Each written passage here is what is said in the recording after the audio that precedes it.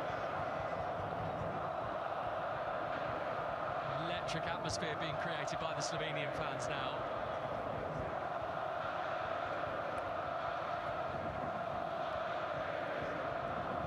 Quite a few of them staying in our hotel, and I can tell you they were up late last night. Junior, check the chat. When you're done streaming, we'll show a live replay, and you get to see everything of what all the conversations going on. Well, the thing is, I don't usually go back and watch the streams afterwards, unless like was a glaring issue, like if there's an audio issue. I sort of tend to go and leave it, and it gets they go and they get uploaded. But like, is there anything specific? Like, say it, whatever. If there's something you guys would like me to mention and talk about it, yeah, mention it now. There is an issue. What's the issue?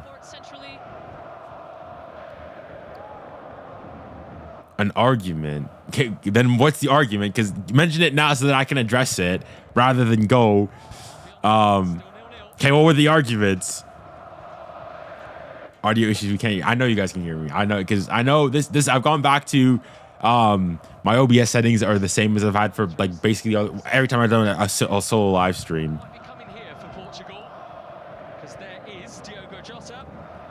So Jota's about to make an argument. So many arguments. Well, okay, lay them out. Because I won't have the time to go through back and look at the stream again. Or the people who started these arguments, you guys can go and say what they were. Sort of impact in the second half that he had in the first. It's Bruno Fernandes, that trademark drop of the shoulder. Leao. And Mendes. Doesn't come out with it. Robust defending from 𝐙𝐿𝐾𝐿. Headed back forward again by Pepe. I mean, yeah, if it's okay. All I'm gonna say though, it has to be about football. I'm not gonna go and start talking about other stuff. As long as it's about football, okay, I'll comment on it. Did you watch the Spain versus Georgia game? Yes. I didn't see the goal in anything, but I saw the equalizer and I saw the rest of the game. So I saw the rest of the other two goals afterwards.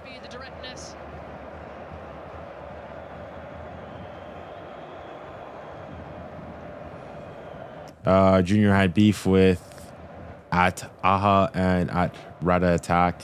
Not anymore with him. Hold on, let me see. While the chat until halftime, I first said ghosted, and then I said ghosted like parents, and it went on. Okay, so it was just personal stuff. No, he certainly has. I think he's recognized that perhaps he was. It's just personal stuff then. Was there any football stuff then?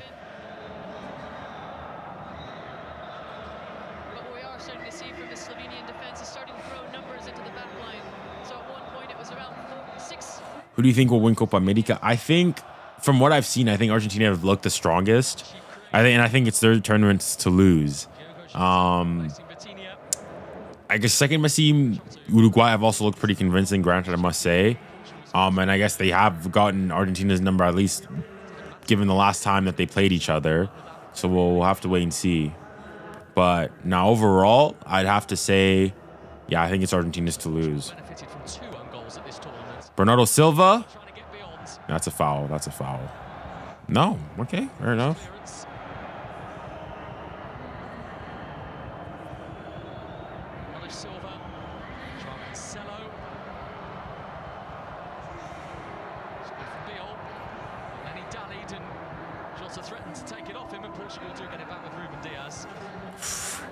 Do you guys think this game's going to finish in the 90? Or do you guys think we're headed for extra time? Ronaldo? Nah, nothing there. Get up, Ronnie. Ronnie, get up. Up, up, up, up, up. Nothing there. Nothing there. Very typically firm officiating tonight from Daniele Osato. Yeah, he's really not letting anything go, is he?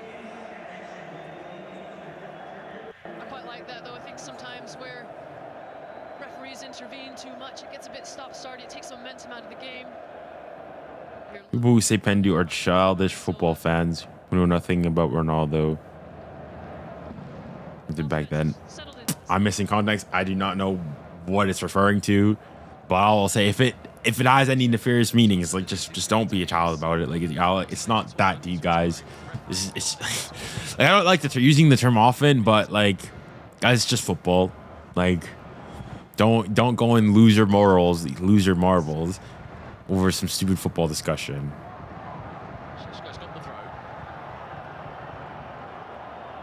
Extra time. Sense that Slovenian legs may be tiring. Not quite being able to get around the pitch. Address the Portuguese. I don't know. Being able to pull the We'll see. We'll see with Slovenia here. I think their legs are going to continue to tire, and I could. We'll see.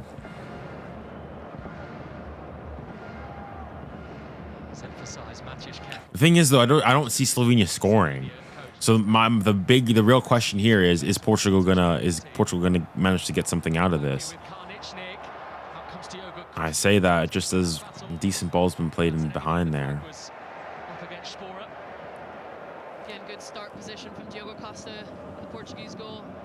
Games like this, sometimes your mind could wander. You're not always involved, and being able to follow the play, being in the right channel, being in the right front foot. To be able to sweep anything dangerous up is super important. Okay, I think they need to sub off Ronaldo. I think you need to sub him off and bring in Gonçalo Ramos here. He's just not really. He's had a couple moments, but bar for his free kicks and that one header, I think he should have gone to. He hasn't really done much in the game. And then you have the fact that I don't know. I think this is a game where I would bring on Gonçalo Ramos.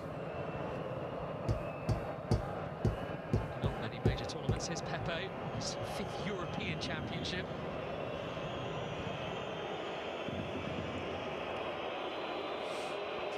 And Diaz, many think he might be Portugal's captain in waiting one day. Sure, I know you don't have the time, but please look at the live chat replay. Mate, I'm not gonna go back, watch my own live stream to look at which moments. I don't know when this happened, what time, what exactly I'm looking for. I was just gonna go there and wait. The whole point of the live chat is like it's meant to be live. Like the thing is, like on my screen, I've just got all the chats, all the comments all together here, so they're coming pretty quickly. So I can't really gauge everything. And then on top of that, I'm actually still trying to watch the game. Stojanovic. Clear by Pepe. Oh, just a glimpse of an attack. And there's just the lack of Never started the argument, speak out. And if you have something with an argument, spam message, you can see it. Well, okay, the thing is, what I'll say again is make sure it's about football. Because if it's about something personal, then honestly, guys, I'm gonna say I don't care. Like if you guys are calling each other names, like that's on you guys. But again, keep it about. If it's about football, then yeah, I'll go and I'll do my best to answer it. He's chasing it. He's dealing with it. He's tipped to have a very big future. 𝐒𝐥𝐨𝐫𝐿 is 25 years old. He plays If something is Marseille over PSG, well, all I'll say is that what has Marseille won since like 2012? What have they won? Cut out by Biol, had his positioning spot on. And Mendes brings it down. He is caught. It's a foul. Another free kick. And it's another in distance of Oblak's goal.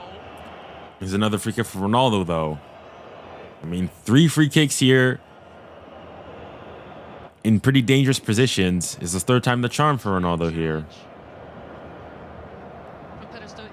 Okay, but like Marseille haven't won anything. If you're gonna go and you say that, then that's like me saying Nottingham Forest is bigger than Arsenal because Nottingham Forest have won the Champions League or Aston Villa. Like the Champions League doesn't like. Yes, it does put you in a separate class, but it also depends when you've done it. Marseille won that. I wasn't even alive. This happened in 1992. I was like that's like 10 years before I was alive. So. You can go and say that Champions League, so on and so forth, but like in recent times, PSG is the most successful club in France. By far, at this point. Most leagues, most Coupe de France's. Ronaldo, and it goes over again. Again, that's mighty disappointing from Ronaldo. It's a lovely area to be taking a free kick from, and it seems awfully wasteful. Good distance enough to be able to get up and over the wall. Yeah, that's... My score prediction for the Romania versus Netherlands. I think the Netherlands are going to do it. I think it's going to be tight, though. I think I predicted 2-1. 2-1 to the Netherlands. But yeah.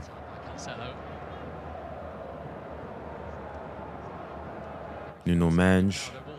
17 years ago in a friendly against Brazil, he has been the epitome of leading by example. Rafa. Decent ball in and too close to Jan Oblak. With the catch. It's a good take from Oblak. Very commanding. Takes the pressure off the center backs for Slovenia. But Leao getting so much joy in that wide area. Junior, who do you think has been the best player in this game? The game thus far? I'd probably say Nuno Mendes. He's had some pretty good defensive clearances. In fact, both Portuguese left backs have been pretty good. Him and Cancelo. So I'd probably edge it out. I'd edge it out to Nuno Mendes, because he's a PSG player, but Cancelo's been excellent on his side as well. Thing is, though, is that it hasn't really amounted to anything because Portugal are still yet to score and don't really look likely. Perhaps most famous of them all for Portugal. For Portugal, Where they waited so long to get. I think XG, yeah, this XG is still 0.74, so they don't really look like scoring. As I say that, they got a great opportunity right there. For the waiting Bernardo Silva. Seems like Portugal's about to make some changes here.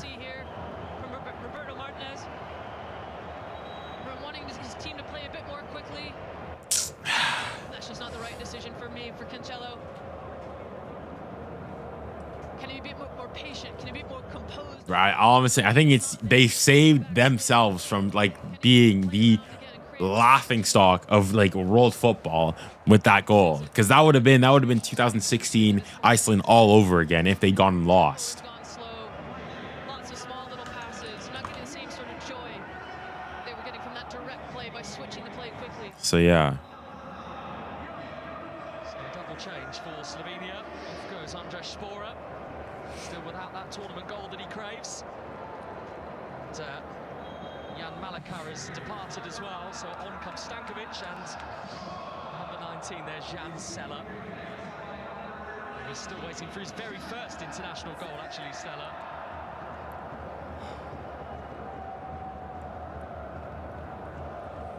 He's playing, he's starting. Playing as the striker, as the number 9. He's been, I won't say quiet, because he's had chances. He's taken, 3 free kicks, all, some better than others. And then, for me, his biggest chance was that header that he just mistimed in that first half. Because other than that, there hasn't really been much else.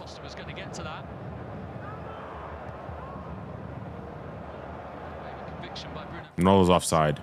Ronaldo with the layoff, and now Portugal on the charge. That's excellent defending. Yeah, it's offside. He's offside. 𝐒𝐿𝐴 was flying. 𝐿𝐴 has been called. Yeah, Ronaldo's offside there. No problem, man. No problem. It's quite a risky looking challenge from 𝐿𝐴 here. Yeah, Ronaldo's miles offside there. That's why the flag's raised. It's an offside against Cristiano Ronaldo in the build-up. 𝐿𝐴𝐶 𝐶𝐶 coming on for Rafa. It's almost a bit of a scissor challenge. I thought Rafa's been pretty good. He's not happy coming off. Yeah, he's not happy one bit. He is not happy. And to a certain degree, I probably agree with him. He's certainly been one of their most decisive players. So I don't understand why you're taking him off. But okay, we'll see. We'll see. A certain era for Portuguese fans. What a lovely player he was too.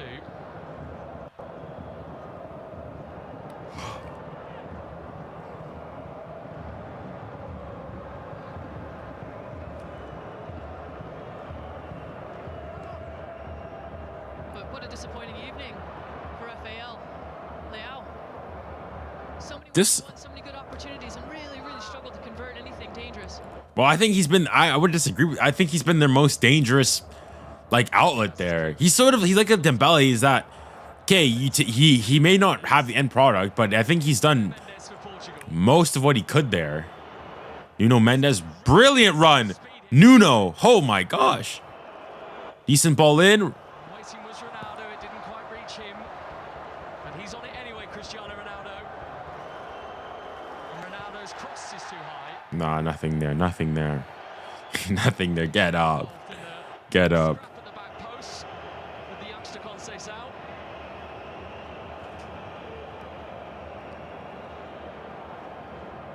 And you got to get closer. You got to deny that cross. It's far too easy for. Do you think the France reporters glazed France today against Belgium? Be honest, as a French supporter. Well, I haven't really listened. I haven't listened to any of the French whatchamacallit, like, reporting on it, so I can't really give you much say. I was watching the game in English, so if you're saying before the game, some fans, yeah, were glazing and saying that this is Belgium, like, France are way better than Belgium, so on and so forth. But to a certain degree, it's like, I wouldn't necessarily say. The thing is, so they were saying that, yes, they were also saying that, yeah, but France also haven't been convincing. But they also say that they've been convincing enough that they should be beating Belgium. So I wouldn't say necessarily they've been glazing them necessarily. Like, if I'd say like French football overall is pretty. I'd say, I mean, maybe I'm biased here, but pretty evenly balanced. If anything, I'd say they're probably overly critical at times. I would say. Like, after France beat Austria, it felt like you listened to the reporting and it seemed almost as though they lost. Despite, yes, it wasn't, convincing and they missed chances, but from like the reporting and so on and so forth afterwards, it would almost seem like they did. So, I don't know. I'll listen to the French reporting on the game afterwards, and I'll give you a more conclusive and definitive answer. But from what I saw, I don't think that they necessarily glazed.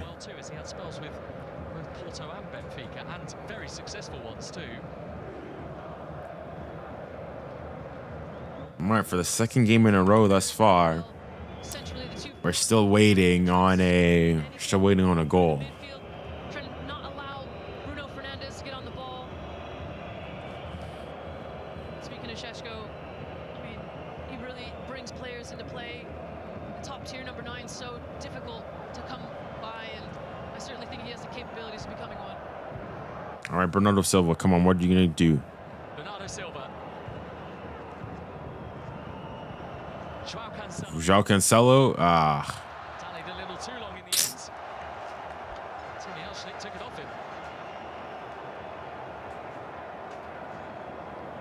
João Cancelo has his hand up. He knows that he should have done better there. He's made the wrong decision. Do you think the USA commentators glazed in the Copa America? Especially Ronaldo. Well, certainly the US, they glaze, yes. And the Messi glazing, bro, I've been watching a lot on Canadian one. Like, I think even Canada, like the commentary there, yes, of course there's bias in there, so on and so forth. But it's not glazing. Like, they'll go and they'll say that, yes, it's not been great, so on and so forth, but it's not glazing. as I've seen like from the US commentary and so on and so forth. France, by the way, who have got to the quarter-final having scored an own goal, a penalty, and then another own goal, and that's what has taken them to the last 8. Listen, it doesn't matter how you got there, it's that you got there. When the ball deflected in off 𝐼𝙗𝙗𝙗.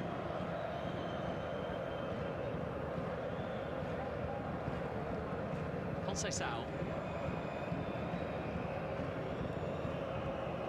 No Mendes. To be honest, the chat's been more entertaining than the game. That's probably been true. For Portugal here, who can stop an unwanted further 30 minutes. Nuno Mendes. Bernardo Silva didn't really leap.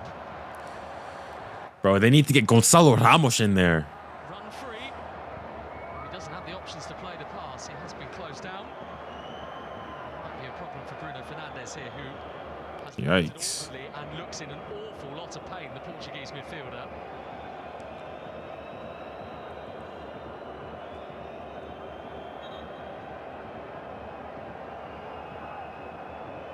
Just catches him on the follow. Bro, I'm done with Fox Sports. Landon Donovan always talks about the US.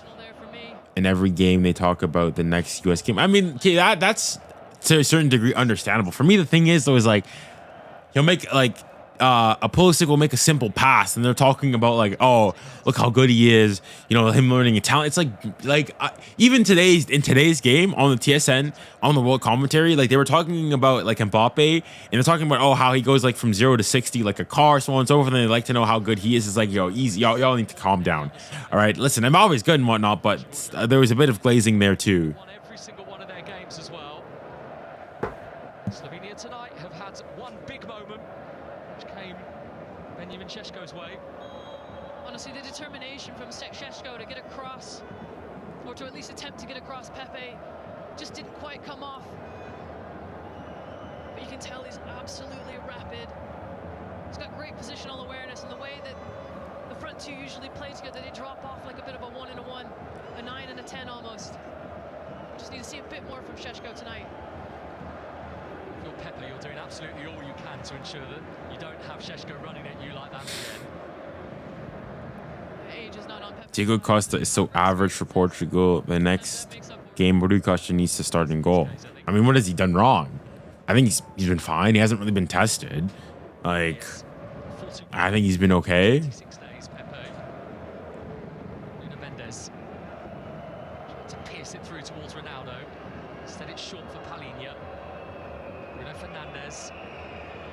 Wait, they subbed out Vitinha. Who came on for Vitinha? Bruno Fernandes. It's by 𝐒𝐿, who seems to have been on the end of absolutely everything. Yeah, who came on for Vitinha? Was that when they made the swap for Like they're starting to feel more comfortable defending in that Jota? Okay, Jota came on for Vitinha. back line. Fullbacks and the center backs. Ronaldo's finding it really difficult to pull 𝐒𝐿 out of position. 83rd minute here. Well, it seems like we may be going into extra time. We'll see. We'll see. The France scored pretty late on, so we'll have to wait and see what's made of Portugal here. Trying to get on the shoulder, trying to put doubt in the back line, the center backs. Can I see the ball? Can I see the defender? At the same time, constantly questioning. Still alongside those Slovenian defenders almost exclusively for these past few minutes. João Cancelo, it's 𝐒𝐿𝐾𝐿𝐿 that he's gone and made himself a nuisance against. Now he's off on his run. All Blacks come out, and it's easy for him. Looks as though Portugal's really probing to try to find a different way to kind of pull that back line apart, to threaten that space and behind. They're getting a lot of joy in these wide areas, much more on the right than the left, especially since Leao's come off. Do you think Messi is too overhyped, and washed out compared to how high people treat him? I mean, maybe a bit overrated, maybe overhyped, yeah, but I mean, he's done decently. I mean, he was injured in the last group stage game, but They would have been hoping for an extra 30 minutes. I haven't really heard too. There was Messi glazing was a bit bad before, but Would have been capable of pushing them a little further. I think he maybe a bit overrated. I'd say maybe a bit overhyped given his performances. I thought he was decent. He was fine against Canada. Not as missed, you know, some pretty key opportunities, but was also at the heart of both of the Argentine goals in that game. I remember that one guy said Haaland is better than Mbappe. I mean, I've maintained a pretty consistent stance on that. I think Haaland is a better goal scorer than Mbappe, right? Out and out 9. But in terms of everything else, I think there's no question that Mbappe is a better overall football player.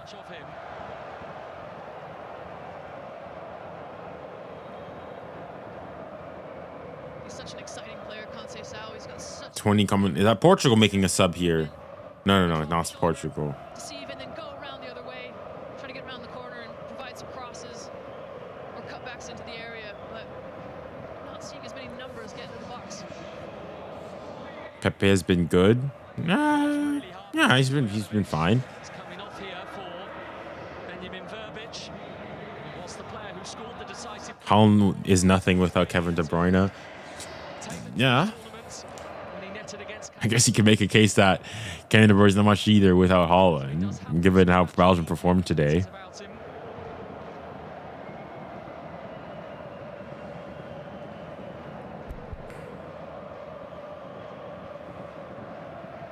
I love Ronaldo, but Bernardo and Bruno need to start. The thing that's the biggest gripe or concern I would have with Portugal is the fact that there's this Ronaldo dominance seemingly, like it's always and it's consistently that, you know, whatchamacallit, like Ronaldo has to do everything. Ronaldo, when Ronaldo asks for the ball, you have to give it to him. Ronaldo's in the box, you have to put him in the cross. Ronaldo wants a free kick, he has to take the free kick. If Ronaldo wants to go and take throw-ins, you have to give him the throw-ins. Like, there's this Ronaldo dependence. He's taking three free kicks already now. You could argue Bernardo Silva's a better free kick taker than him. Bruno Fernandes is a better free kick taker than him. But they're never going to get a free kick because Ronaldo's on the pitch. 𝐿𝐵𝑒𝑛𝑦𝑒𝑚 swings it in. Good defensive header there. It swung back in there. Too bad a ball either, and Pepe won it again. And 𝐿𝐶𝐸 breaks for Portugal. He's had to put the brakes on because there wasn't anybody in position to play that forward pass to. No, you're absolutely right. The numbers just weren't breaking. They weren't falling the way Portugal would expect. Yeah, no, I agree. But the thing is, though, it's Ronaldo's personality that's sort of demanding the ball. And then when he doesn't have it, I guess you could say it's good striker's ego. But when he goes and like throws a fizzy hit and like throws his arms up in the air and so on and so forth, well, you don't want that. And especially he's your captain, so you must feel obliged to go and to give him the ball. Because the thing is, if you're damned if you do, damned if you don't. If you don't give him the ball, he has a hissy fit, and if you miss it, then they're gonna say, well, give it to Ronaldo. He's better than you. But then if you do, it's probably arguably footballing wise not the correct option. So that's why, like, Ronaldo sort of, I would say, almost does to a certain degree. I would say does more harm to Portugal than he does good. Very one-paced, very slow.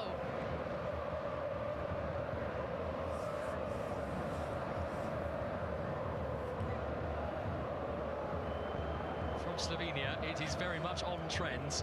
Drew all of Bruno should become the free kick taker and penalty. Nah, penalties I'm fine with Ronaldo taking it. It's more so the free kicks and having how they're always trying to get the ball into him. That's for me the bigger thing. Like, there's been chats in there that like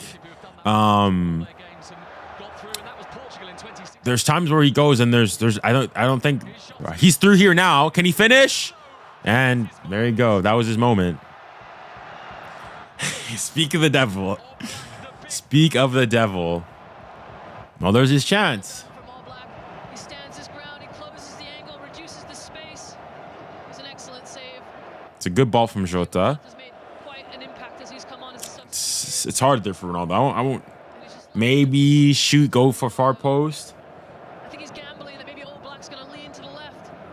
That's a poor attempt, though, for me. Yeah.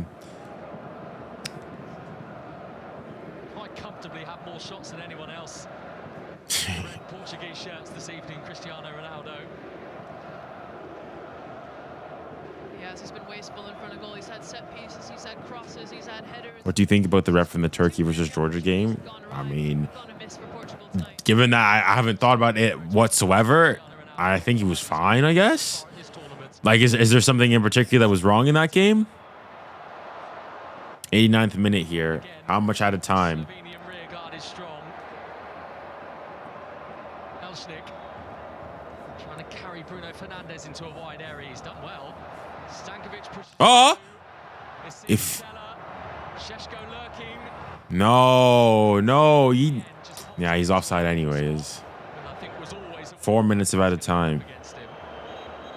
Yeah, I think the Portuguese were expecting the flag to go up ages ago and never quite did, so obviously have to play on, but very much offside there. But again, Diogo Jota, that lovely ball, well weighted.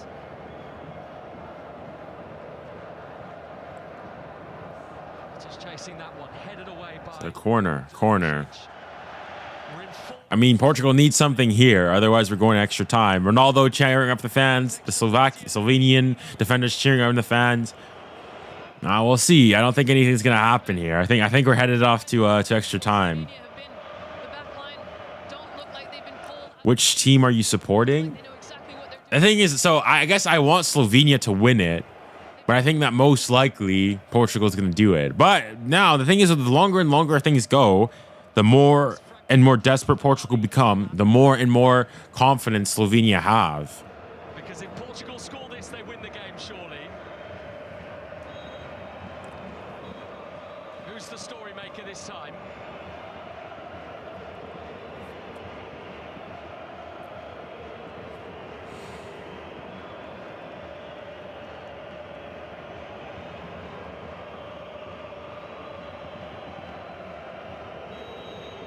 Right. Bruno Fernandes, ball in.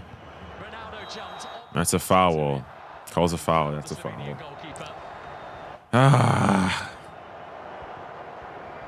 Do you think the U.S. will progress in Copa America? Well, the thing is, though, they need to match or beat Panama's result. So currently they are through.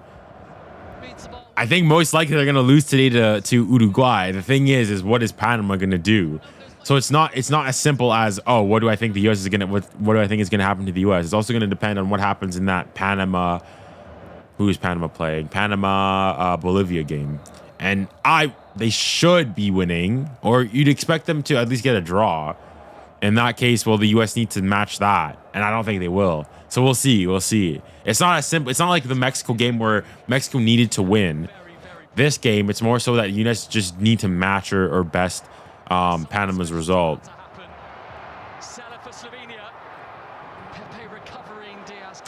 Offside anyways. Now we're going extra time, fellas. We're going extra time. Get set, get your water, get whatever you need. We're going extra time. Maybe one last chance for Portugal. Nuno Mendes. Diogo Jota.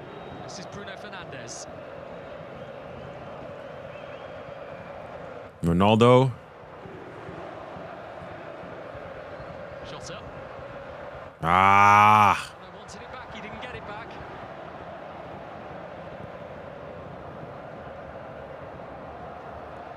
Slovenia here. Maybe something's on. 𝐒𝐥𝐸𝐾𝐗 getting there in front of Diaz.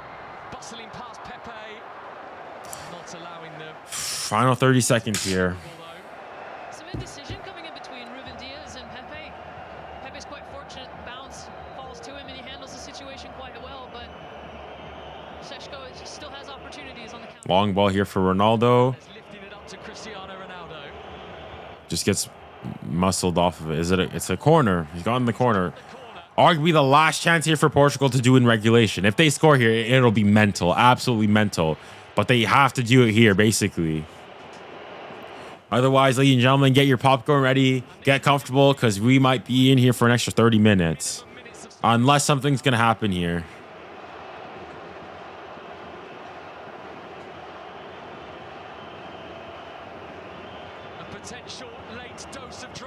Let's see. Man, ladies and gentlemen, we are going to extra time. Right. Wow. Dang. Making such a splash at this tournament, and are making life so awkward for so many opponents. Wow. Oh my goodness. I can't believe it. I mean, I'm shook. I thought surely we would have had things done. Portugal would have gotten something, but no. Wow. We will continue shortly in Frankfurt at the end of the 90 with extra time to come. Who do you think is unluckier, Ukraine or Croatia in the group stage? Well, Ukraine clearly, because look, even though, for me it's clearly without a shadow of a doubt, Ukraine. Just because Ukraine in their game, they finished level on points with everybody in their group. They got to win, they got to draw, and they lost. Right, so they matched every single team there, and it's just the fact that their group was so dead even. But yeah, Croatia, it was on them. They were beating Italy. They couldn't do it then. They didn't get the result they needed against Albania, and they're gone.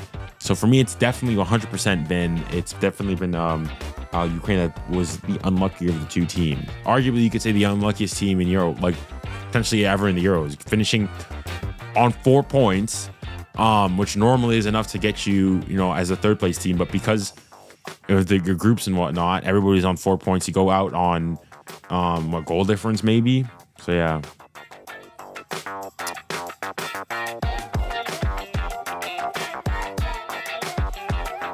All right, well, we'll be here. You guys will have me for an extra 30 minutes here, so I guess we'll have to wait and see. Do you guys think, at this point, I think most likely it's just a 1-0 win. One team scores and then they defend for their lives on it. But yeah.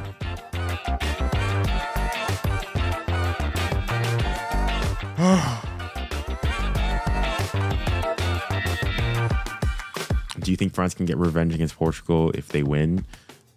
Well, from what I'm seeing here, definitely. Yeah. I don't know. Portugal, they just don't look. If this is Portugal going and playing against Slovenia, Slovenia still did manage to get a few opportunities there. I just see. I don't know. I just don't see them going and faring well against France. Although, granted, it's not gonna be easy for France either. But especially that's a game where I could see actually France probably playing at their best, because in a game like that, France would be happy to just let Portugal have the ball, have the possession, and then hit them on the counter. And then you have Portugal, who Diaz isn't slow by any means, but him against Thuram, him against Mbappe, Barcola, Dembele, Colomwani, Pepe as well. It's not looking good. Yes, they've got pretty quick fullbacks in 𝐼𝐸 and Cancelo, but Cancelo on that right hand side defensively, I could see Portugal go and play a 3 at the back against France if they go and manage to win this. So yeah. But y'all think that we're going to pens, or do you guys think we're gonna have everything squared off in the next 30 minutes?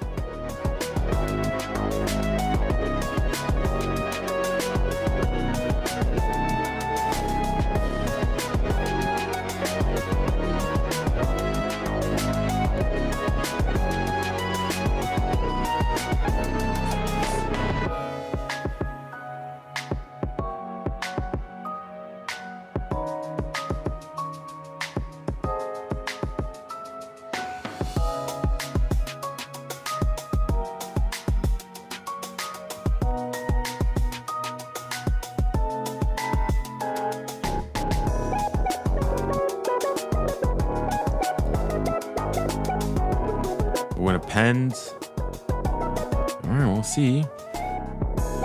All right, hold on, guys. I'm gonna go get a water bottle. I haven't drank in a long time. I'll be back in like less than 2 minutes. Just hang tight.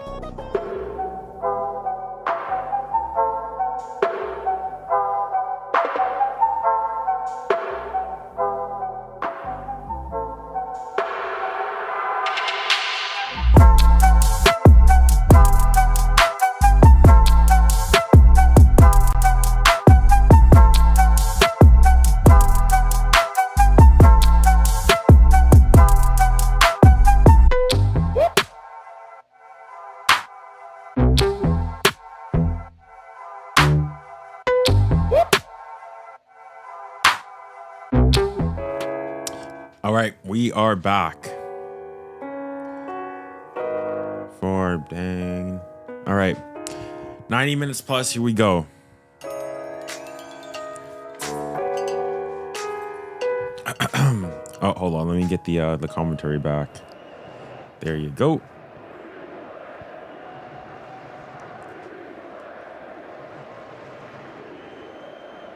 Here is Pepe. Silva, this is going to be a test of the legs now. Indeed, it will. And a test of the minds as well. All done there from Nuno Mendes. Free kick. There's a sorry, it's 𝐒𝐥𝐨�0 does a really good job of making sure he's touch tight, not allowing anyone to. Boring game. There haven't been many opportunities. It's, I guess, from the Slovenian standpoint, I guess you'd say it's understandable, but from the Portuguese standpoint, you say it's been a bit underwhelming in that they haven't been, like, still to this point, the XG, I know XG isn't everything, so on and so forth, but thus far, I don't even think Portugal have an XG of, 0.91. They've gotten, what, 2 shots on target this entire game? Haven't looked all that threatening. So, yeah.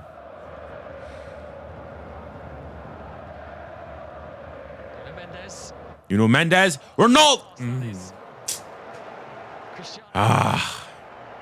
Perhaps wasn't quite alert enough to it. Yeah, that's some Ronaldo there. There's no backlift from Nuno Mendes at all when he went to whip that ball into the area. Just picks it up in a lovely area of space. Outside with the left foot and just kind of, like you say, catches Ronaldo unawares. A little further away from Cristiano Ronaldo, perhaps than initially anticipated it was, but nevertheless, take nothing away from that pass from Nuno Mendes because it was perfect.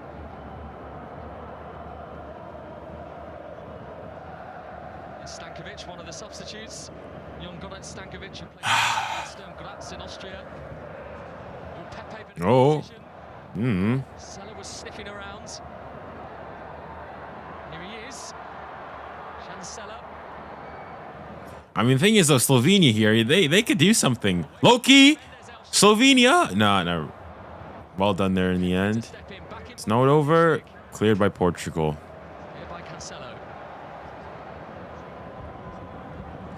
And safe into the hands of Diogo Costa. Oh, and 𝐿𝐥𝐿 does so well to get into the box and create some threat that we haven't really seen a lot of from Slovenia so far. But again, it's that composure in the final third. That last pass just doesn't seem to quite come off.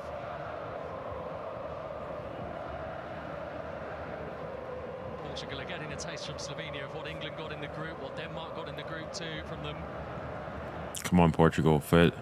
𝐿𝐥𝐿 Conceição. Poor ball in. Stankovic. He's going to have to get on with this in terms of clearing it, and he did. Got it again with Palhinha. Bruno Fernandes. Ball in. Hooked well long. Mendes. Out for a goal kick. Bro, this is gonna be a snooze. Low key, I could take penalties right now. I could go to penalties. End this off with penalties. Because it doesn't seem like any team's likely to score here. Again, it's a good effort and attempt, but yeah, unfortunately the ball just goes out of play. But that's really what Slovenia have been limiting to Portugal to tonight.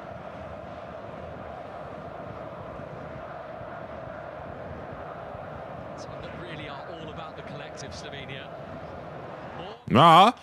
Oh, Slovenia, chance here. Ooh, took a wicked deflection, and it's a corner. But hey, listen, it's not over for Slovenia here. I mean, Portugal need to be on it. They need to be sharp, otherwise, low key, it could be difficult here. It's a lazy touch from 𝐿𝐥𝐿, and he struggles to react. Takes a touch off a deflection off Ruben Dias. Ruben Dias there with the block. Somebody who's done so exceptionally well at Manchester City this last season. Okay, I'm curious. I don't think I've actually asked this. Who do you guys want to win in this game? Portugal or Slovenia? I'd be curious. You guys want the underdogs, or do you guys want... You expected Portugal to go and do it. Portugal. All right. So most people want Portugal to win. All right, fair enough. I mean, from the French perspective here, I guess you'd want Slovenia, an easier opponent, I guess you would say on paper. But No, it certainly wasn't. Didn't quite draw. Again, it's about for the sake of I guess if you're a football purist and you're neutral, for the spectacle of the game, you'd want Portugal to go and win. those chances are going to be far and few between for Slovenia.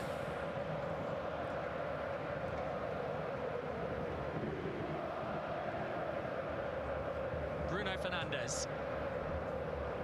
Nuno Mendes on the stretch, kept it. Here's Diogo Jota. Pepe. Mina. Diaz. Seisao. Mina.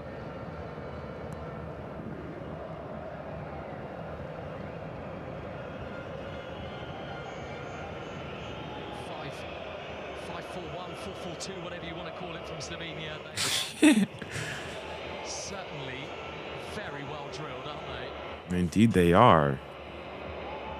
I mean, it looks like a 4-4-2 to me.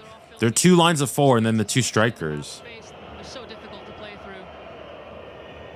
Mina hit the post in the first half for Portugal. Arguably had their greater opportunities in the first 45 minutes than the second, Roberto Martinez's team.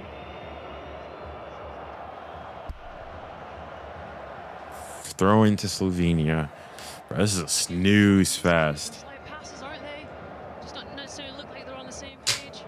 There's that Hrbić opportunity there, that block from Ruben Diaz. Sure, go on. Some claims for handball.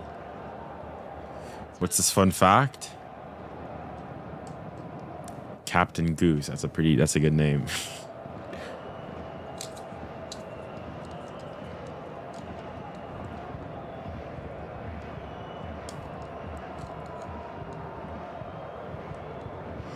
Paulini's looking a little bit fatigued, struggling to get across when the ball goes out wide to Bernardo Silva to link play.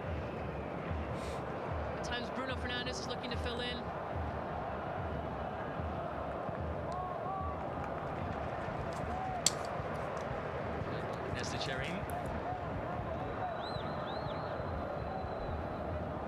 We have more likes than viewers themselves.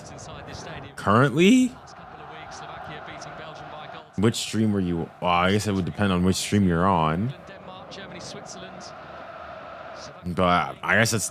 I'm not sure if that's normal or not. I think it has to do with the fact that most people who come on, like the average viewer duration on the shorts is 25 seconds. A lot of people just come in and out.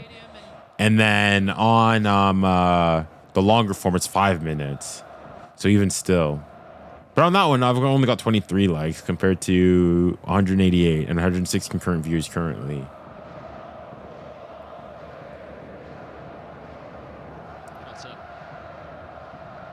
Alongside him. Jota's got it into the penalty area. Biol wasn't sure. Must have got the shout from Oblak. I mean, thus far, nothing much has happened here. Bro, I can see this game going to penalties. Low key, hold on. In fact, given that this game is most likely going to go to penalties, let me get my penalties things set up properly. Cause yeah, I don't think I've got it set up. No, I do have some aspects of it ready, but I feel like we could go to penalties here.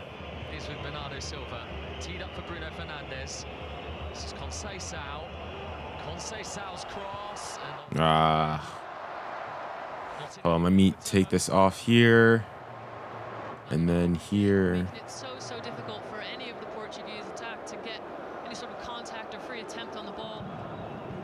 Loaded back post, loads of bodies, but ultimately the contact from Diogo Jota comes to absolutely nothing.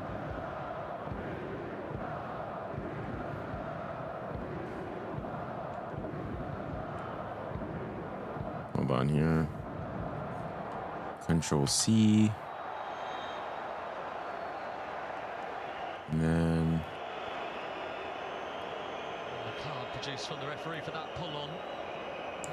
I want to rename you. Might have been Stankovic who was the offender. Let's have a look here. Yeah, it was. There. He knew he was beaten. Done. Stankovic.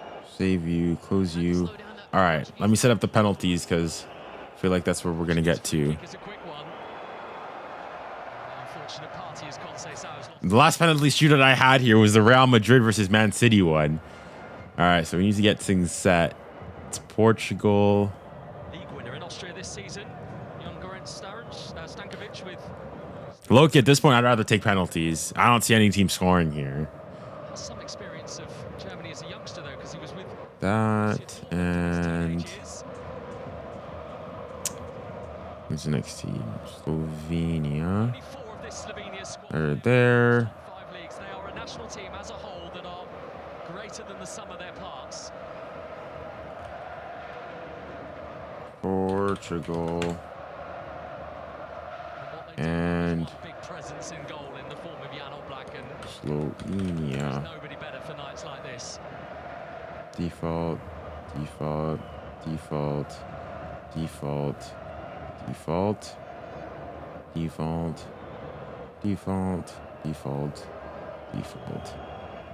15 minutes already ebbing away here from 𝐿𝙑𝙾.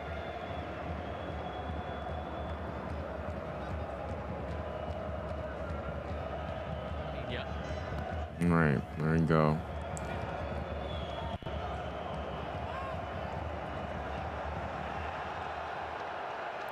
All right, well, if we do go to penalties, I think I've got things set up.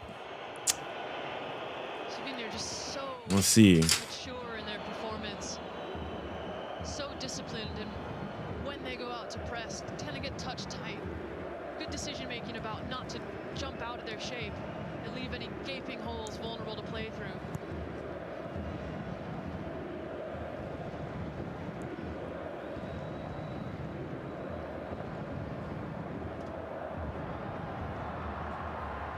Jota, fresh legs, running strongly. Nah, no penalty. Loose ball, and it's Penalty! It's a pen! We've got a pen! Penalty! Wow.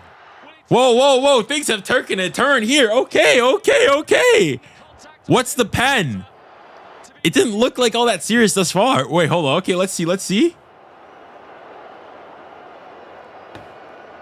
and now the drama has gone. Wow. Indeed. You've got drama here. Word. It's a lovely little run into the area, and as soon as you're in that area, you cannot be touched, and 𝐿𝙑𝙑 just loses his control, gets caught flat-footed, goes in to make the challenge, and completely makes a dog's dinner of it. Nah, for me that's soft. I think they need to go. For me, that's a soft pen. Obviously, the man of the hour, Cristiano Ronaldo. Already been written here. Cristiano Ronaldo. For me, it's a goofy. For me, I don't think that's a pen. For me, that's a soft pen. Now, chat, what are we saying? Is that a pen? It is going to be Cristiano Ronaldo. He scored 13 out of his last 13 pens. Still looking for his first goal at Euro 2024. Nah, for me, that's a Fugazi penalty. For me, that's not a pen. Team that he has scored in total down the years at European Championships. For me, that's not a pen. But chat, no, it's already 1-0. If the pen stands, it's already 1-0. I'm already preemptively putting it 1-0. Ronaldo's not missing this. He's not missing this. It's already 1-0. Ronaldo does not miss high stakes, high pressure moment penalties. It's already 1-0. Forget it. No, there's no need to even look at it. Ref, just let's go on. Put Slovenia out of their misery. Cristiano Ronaldo for Portugal. No, he saved it. Oh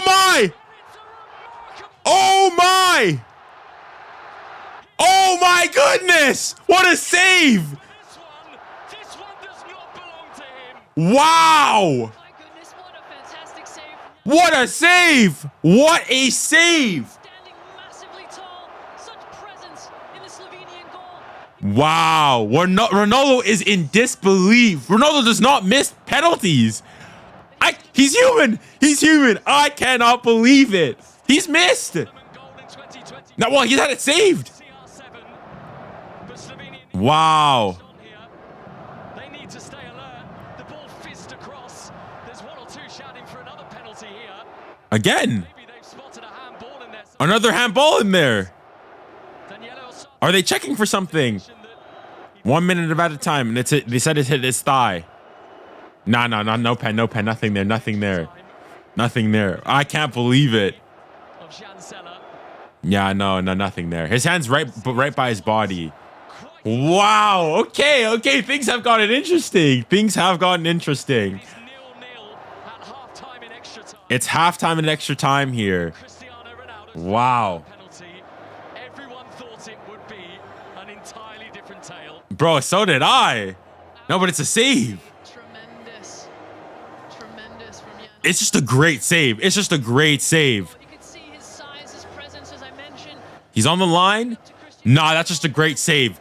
That is just a great save. There was a scuff around the penalty area, and we saw a graphic that came up about Ronaldo. But Ronaldo's about to cry here. Dang. And there were several. Nah, it's affected him. He's shook. Ronaldo is shook. Nah. His size to get down that quickly. Absolutely tremendous. Nah, all those years of suffering. He's saying enough is enough. He's come back. And his Portuguese Wow. right now are consoling him.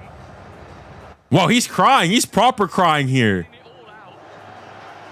He is feeling this. Wow, I've never seen Ronaldo like this, bro. He's crying. They need him to lift his head and go again, because there is still 15 minutes of football to be played. Wow, Ronaldo's shook. Ronaldo is shook. Ronaldo in his feelings here. Golly me. Wow. Remember a few years ago where Cristiano Ronaldo was actually the fifth. I can't believe it. Ronnie's crying. I'm sure he'll. I can't believe it. But Ronaldo I cannot believe it. He is shook. steps up, puts the team on his Oh, Black Revenge. Indeed it is. I feel... As you're seeing right now. I mean, these pictures of all the Messi fans already started. Regardless of what happens here, the Messi fans have already started. Because that is one of the greatest, I think, in a European Championship. You know, from this angle, from the angle on the pitch and watching it back then, it's actually a really poor penalty from Ronaldo. In terms of the height, it's a good height for Jan Oblak to get to. It's not a bad penalty. I think it's more so it's a great save than it's a poor penalty. What do you guys think? So you say, Is it me? For me, that's more so of a great save than a bad penalty. Well, the Portuguese fans are subdued. Wow, I am in disbelief right now. Ronaldo's mom said she's crying. Ronaldo, bro, it's over. It's written in the stars. Portugal's losing this. I feel like Portugal's gonna lose this. Wow, I am speechless. I cannot believe what I've just seen. Who has returned to the Oh, the Messi fans are gonna have a field day with this one. They are going to have a field day with this one. to the Slovenia squad. Penal. Nah. Wow. Oh crap! I missed it here. what a But the second half here started. game like this. Holy smokes! Holding back the momentum. I cannot believe what I've just seen. Ronaldo, Mr. Ronaldo himself has missed a high stakes penalty. So catch your breath. 15 minutes to go. 15 more minutes. If this goes to penalty, I'm saying Slovenia are winning it. If this goes to pen, Slovenia are winning it. Holy smokes, man. Wow. I thought it was done. It was a Fugazi penalty for me. But wow, holy smokes. 𝐿𝐾𝐵 has been booked. This is not my Ronaldo. I can't miss. It's not my Ronaldo either. All I know is Ronaldo in high stakes, high moments. He's always scoring, and he's shook now. He's shook. Like he was properly crying and whatnot like in that huddle, in that circle there. I think as a player, you don't want to get to that situation. What is it? You know, Oh my goodness, this chat is too. kind of have to deal with the situation. Here we go. And make sure if you Messi fans like me just got a massive argument against Ronaldo fans. I mean, listen, if Portugal go on and win, we'll go and say like, listen, everybody misses penalties, but hey, man, like we'll see.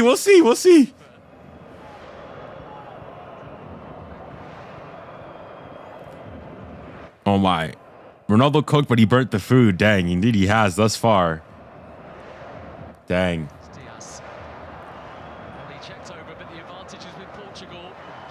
That's a foul. That's a foul. That's a yellow. It's a yellow. There is no doubt.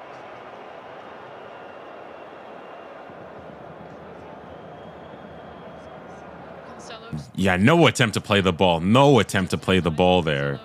He's not even trying to play the. That's a cynical foul.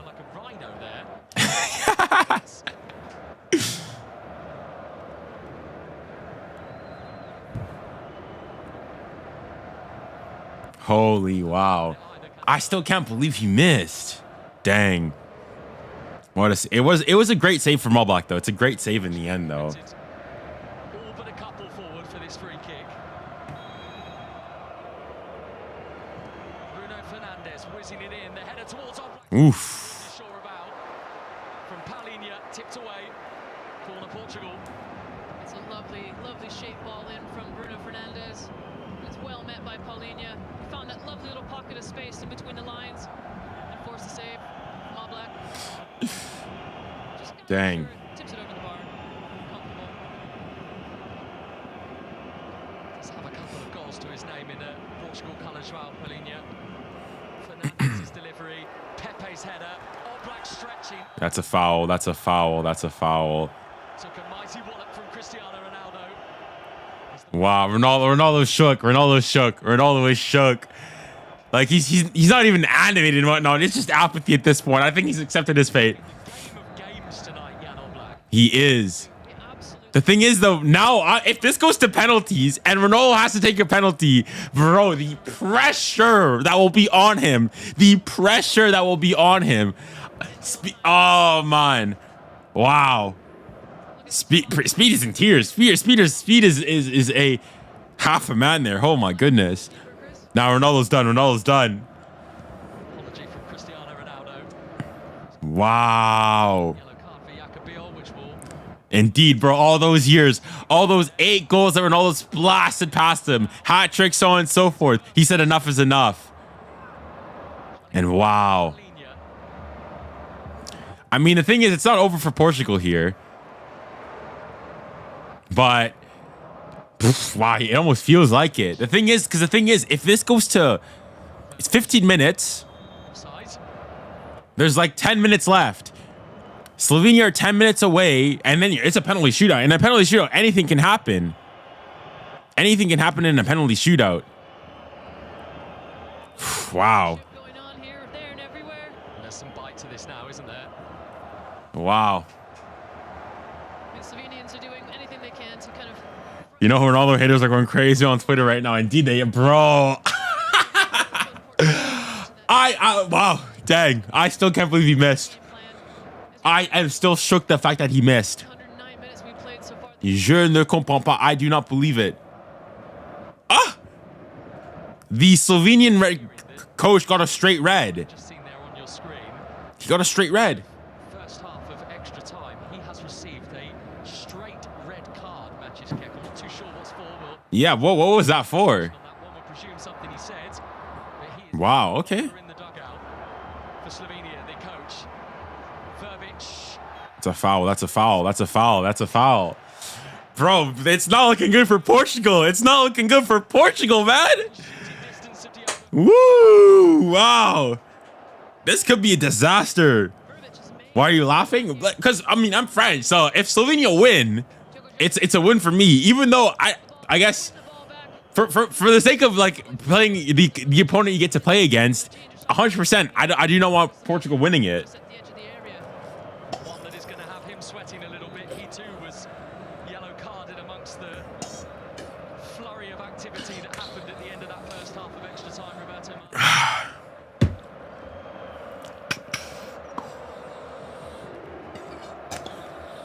The thing is, though, if Portugal, if they end up winning and they go on penalties to win it, we'll go and say that, listen, all's well that ends well, but holy smokes, if they go on to lose as the narratives, bro, Twitter is going to have a field day for this one. Take the moment, the approach, the ball, all of the details. I can't believe, wow, holy smokes. 𝐾𝐨𝐫 The thing I'm most curious about is if this thing does indeed go to penalties, is Ronaldo going to go in, like, because usually he shoots fifth for Portugal, if I'm not mistaken. So if he has to shoot fifth, let's say he has to take a penalty, then the mind games, oh my goodness, everything's on there then. But dangerous free kick here for Slovenia, right into the wall. 9 more minutes plus added time for Slovenia, getting a historic potential here.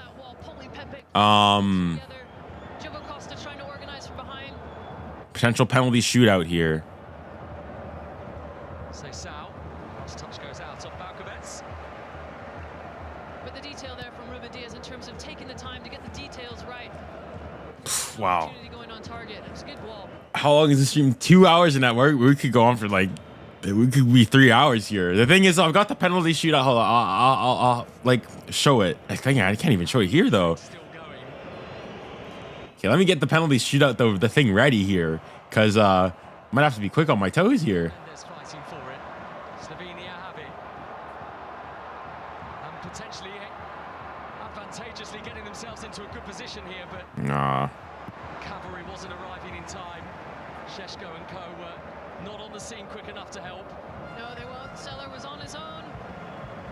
I got the penalty shootout thing here ready, so if and when we do get there, we'll be ready for it. Good win there from Seller though. But we'll see. We'll see. It's not over. It's not over yet. It's not over yet. Here he is again, Seller.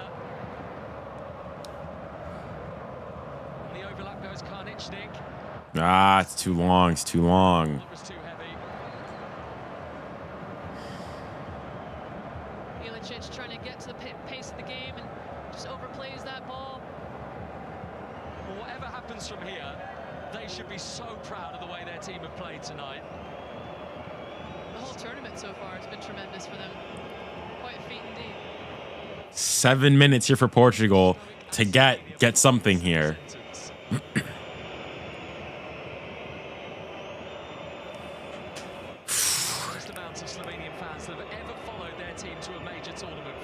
Respect, indeed. Respect to Slovenia. I mean, a country of only, what, 2 million people going and doing this. This is impressive.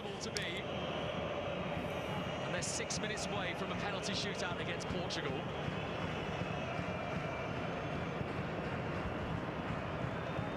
Cancelo. 𝐿𝐵𝐾𝐿𝐿. 𝐿𝐵𝐾𝐿𝐿 has to be careful. He's on a yellow card. But he's done very well. I mean, now you start thinking, who's taking penalties, this, that, and the other. Ah, he's through! He's through! 𝐿𝐵𝐾𝐿𝐿! What a save! Oh my goodness! Oh my words! Well, if you thought Ronaldo's chance was big. Nah, 𝐿𝐵𝐾𝐿. Pepe's on the ground. Oh, what is this game? Bro, we had Fugazi like 114 minutes. Wow, bro, this game has every... Okay, this last 30 minutes alone has been more entertaining than all 90 minutes previously. Wow. Well done there from 𝐿𝐵𝐾𝐿𝐿. Can he find someone? Ball in!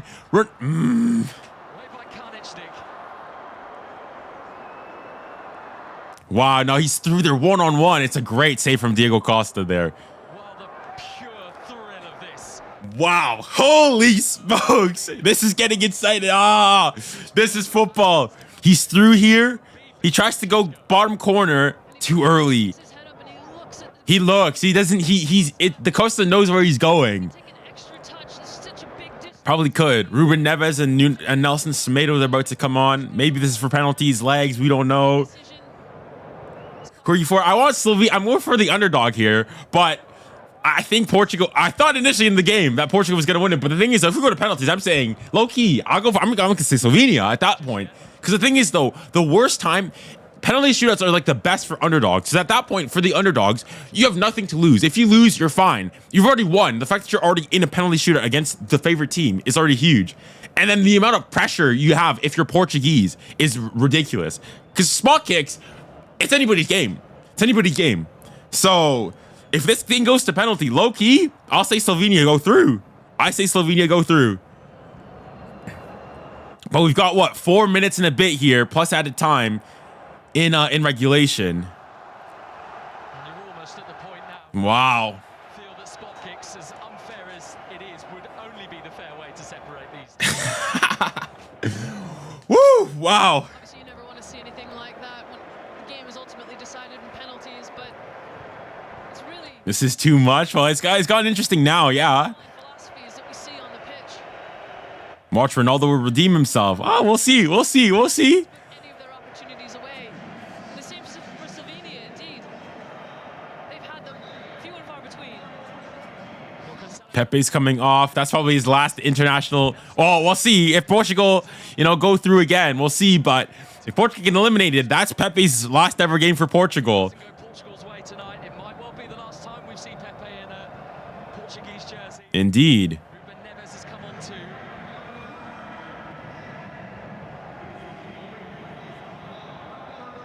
Two and a half minutes to play.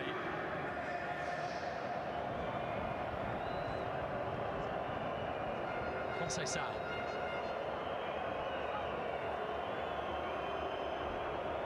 Diaz. Ruben Neves. Calma. Okay, we'll see. We'll see. We'll see. We'll see. It's easy saying that, but you're saying it early. So if you're right, you're right. I'll give you your flowers. But hey, thus far, it's looking a bit wonky, a bit shaky thus far. Really tense.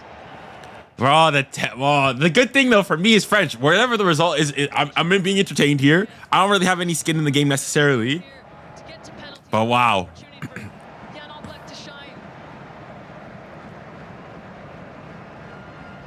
Listen, if Ronaldo goes and gets eliminated here, y'all remember the scenes of when Morocco knocked Portugal out of the World Cup, him crying, so on and so forth. Listen, we could have the same things again. At arm's length right now. The 2016 Good ball in, no. comes and Wow. Okay, now you're really thinking of spot kicks. 2 minutes, less like 90 seconds left in regulation, plus added time. Leicester throwing their hands in the air over their heads. In exasperation, they can't believe what they're seeing in front of them. And neither can I, frankly. It's been such a great, resolute performance from Slovenia. Wow.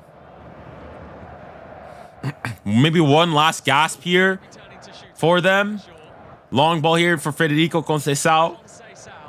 Just got to put the ball in. Got to put a ball in. Portugal flooding bodies forwards, but they need the delivery. They need just deliver it. Get a yard of space and put it in.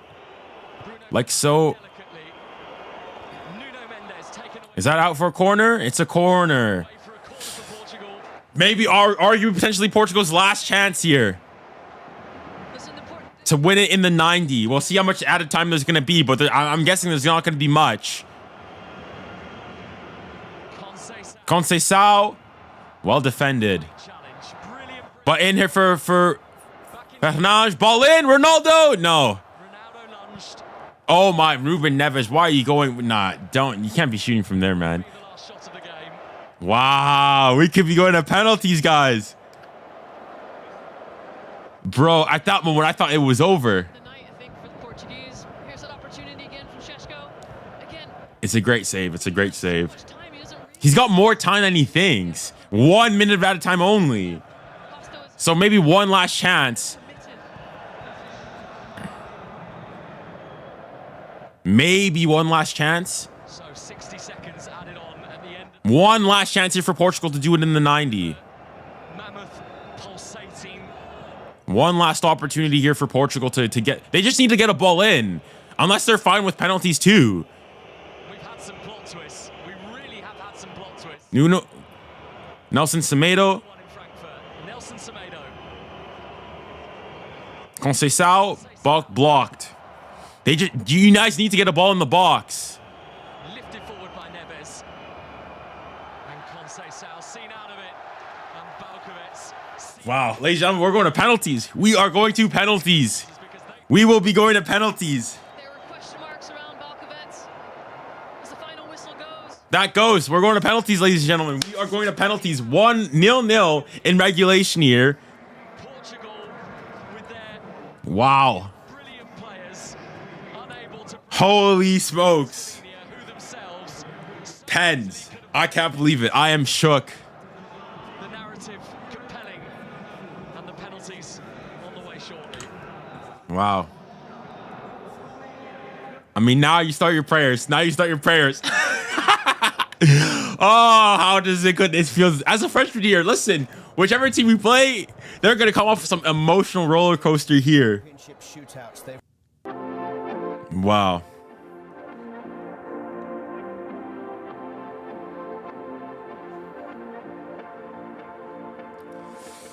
Woo. Dang, who do you guys think is winning? Messi fans praying on Ronaldo's downfall. True. But guys, who do you guys think? Chat. Prediction. Finally, let me do a poll. Let me do a poll quickly.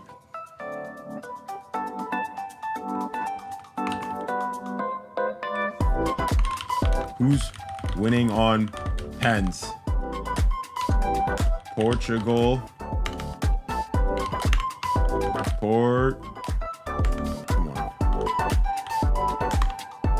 Portugal, Slovenia.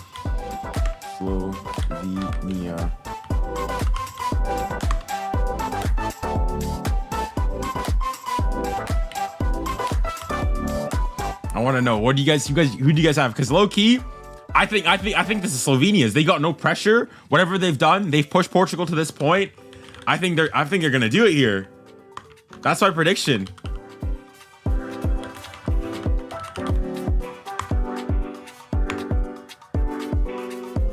I'm really curious to see what people have here. Who are people going to go and say?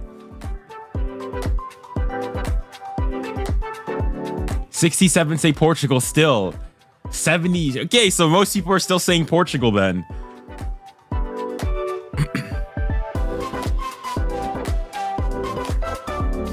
Slovenia, I got here on TikTok. Nah, no. For me, this is Slovenia's. They've got their players are going there. Yes, there's pressure and whatnot, but if you lose, like, people aren't going to be on you. If Portugal, you lose, you guys are getting cooked, roasted back in the Portuguese press. Wow. Listen, as a freshman here, though, I'm here. We're swimming. No, tranquilo. We're here, tranquilo. Wow. Holy smokes.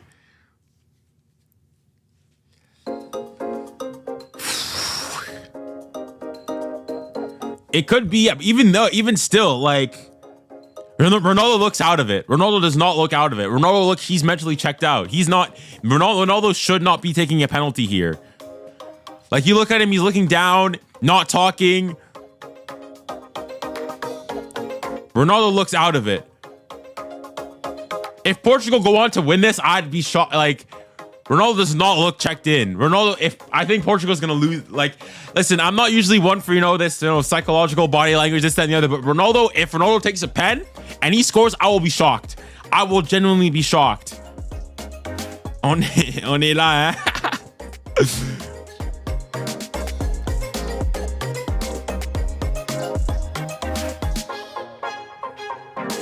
Dang. All right, well, we're going to penalties here. I got the penalties. Everything set here. Woo! Let's go, boys. Let's go. All right, let me put the chat. Hope you guys, I've got the commentary there for you guys.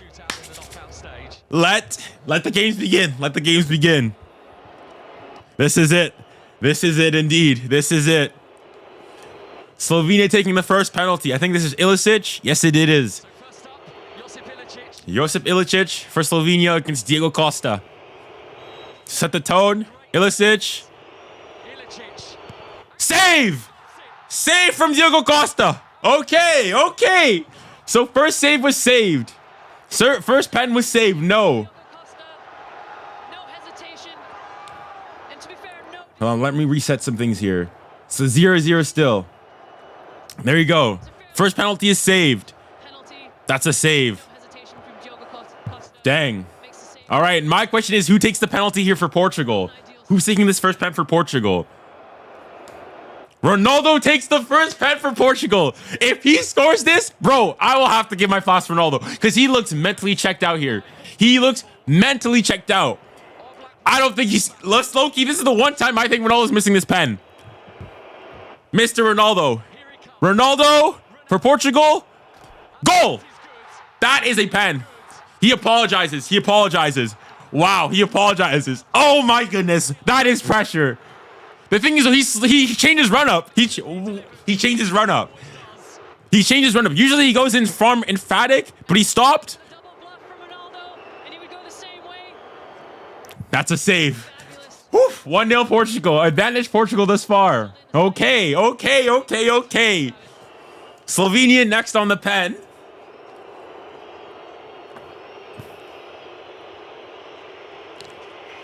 Let's see. And another save! Another save! Diego Costa! Seemingly Portugal's heroes thus far. Wow, okay, another save. Advantage Portugal now. Nah, surely it's done. Surely it's done now. Surely it's done. Is he on the line? Now he's good. It's another save. Wow. Opens up his hips, doesn't quite get the amount of power he needs behind it. It's a good, comfortable height for Diego Costa as well. Not a good penalty. But dang. Wow. He is certain. Okay, now who's up next for Portugal? If Portugal score here, I think it's over. Bruno Fernandes. Little skippity skip. Is he going to do it here? We'll see. Huge pressure penalty. If they score here, a huge advantage to Portugal. Bruno Fernandes for Portugal. Takes his time. Goal. That's a pen. That's a pen. It's over. It's over. I think now. It's Portugal's. Indeed. It's over. It's over. Portugal's got it. Not 3, it's 2. That's a pen. Freezes Jan Oblak there. Lovely disguise. And Oblak has absolutely no chance. Wow. Next up here. If they miss this, it's basically, no, it's not officially done, but it would be a monumentous task for them to come back.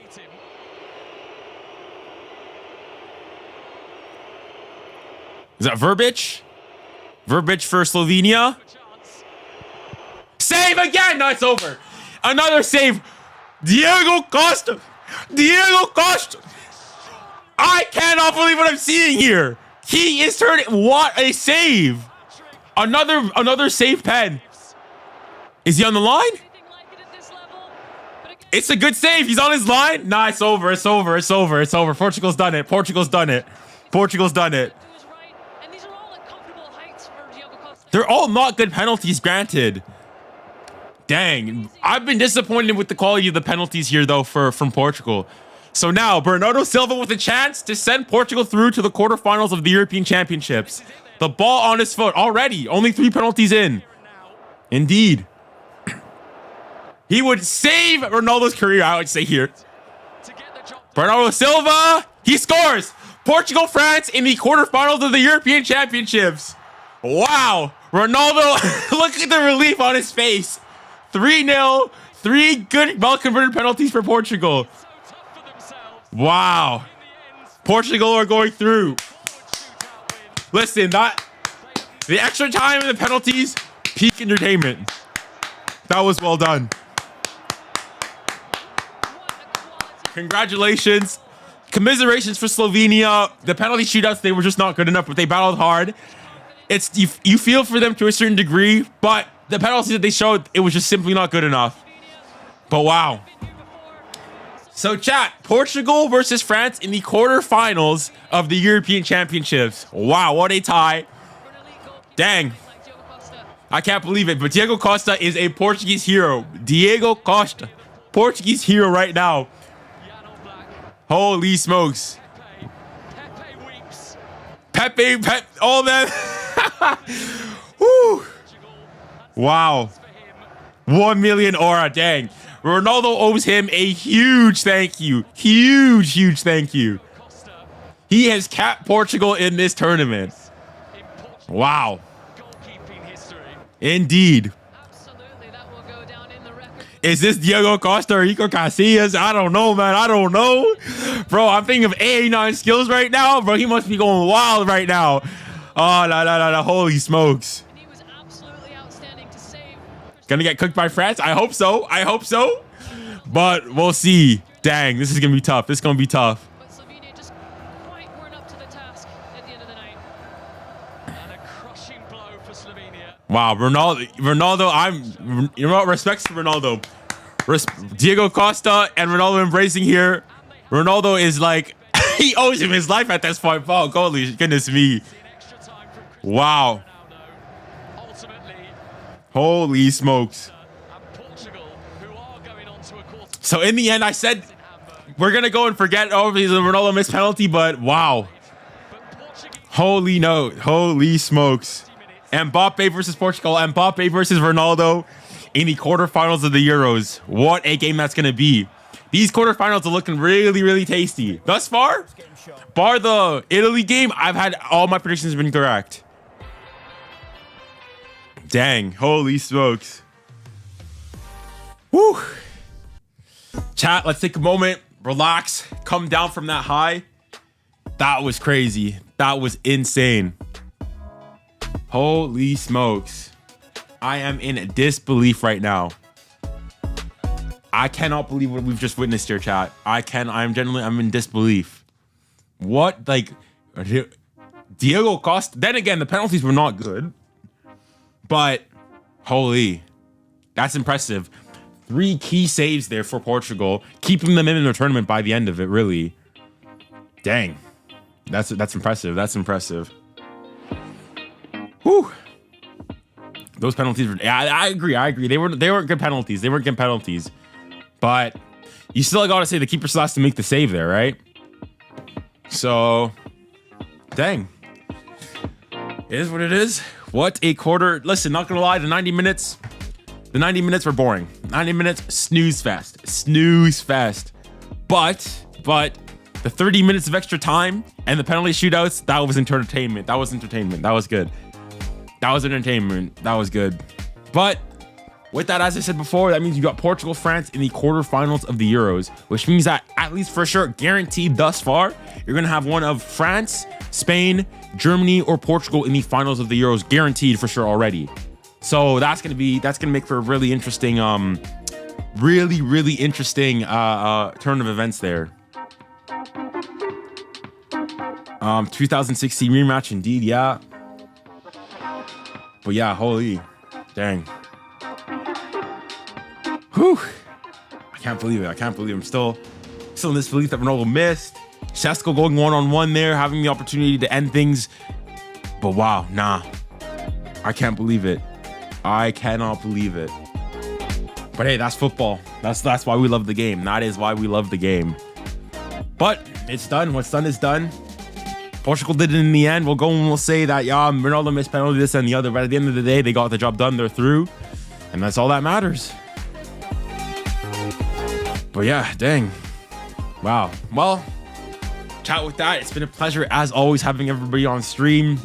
It was hectic at the end there. But hopefully you guys enjoyed it. Hopefully, we'll be seeing you guys sometime in the future also for other streams. I will be streaming the USA-Uruguay game at 8 p.m. for me here. So it's going to be pretty late for everybody over there in Europe. So if you guys, it's late there, do not don't stay up to watch. It's gonna be like 8 p.m. here. It's gonna be like 2 a.m. over there in London, 1 a.m. for like most of Central Europe. So if you're in Europe, do not feel free that you have to stay there and watch the game. You're more than welcome to go and enjoy and sleep and so on and so forth. But yeah, dang.